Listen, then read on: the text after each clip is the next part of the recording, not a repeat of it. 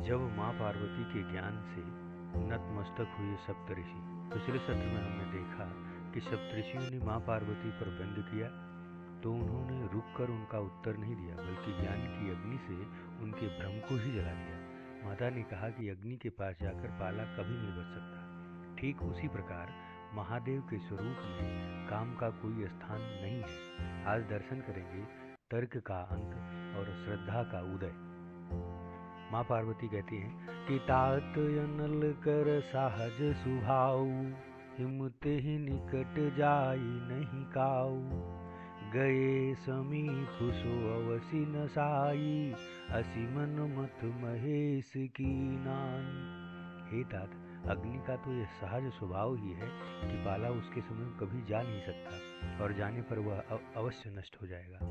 महादेव और कामदेव के संबंध में भी यही न्याय समझना चाहिए। असी मन मथ महेश की नाई।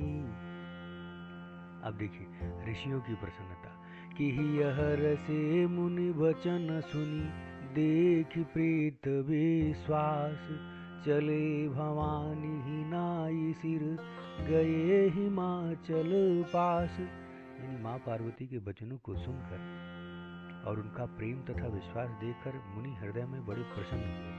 वे भवानी को सिर नवाकर और हिमाचल के पास पहुँचे। चले भवानी ही नाई सिर, गए हिमाचल पास।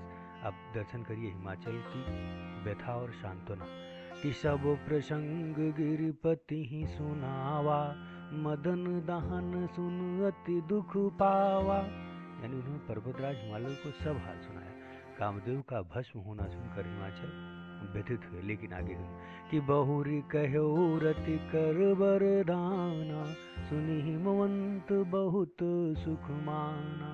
फिर मुनियों ने रति के वरदान की बात कही, जिसे सुनकर हिमवान बहुत प्रसन्न हुए। दर्शन करिए, यहाँ तुलसीदास जी बहुत खूबसूरती से दिखाते हैं कि कैसे भक्ति में संदेह की जगह नहीं होती। जब तक हम तर्क में उलझे रहते हैं तब तक भ्रम रहता है, लेकिन जैसे ही हम माँ पार्वती की तरह पूर्ण समर्पित हो जाते हैं तब महादेव का मार्ग स्वतः प्रशस्त हो जाता है।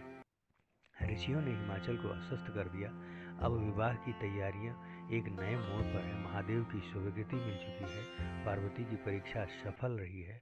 अब वह घड़ी आने वाली है जिसका इंतजार सारा ब्रह्मांड कर रहा था।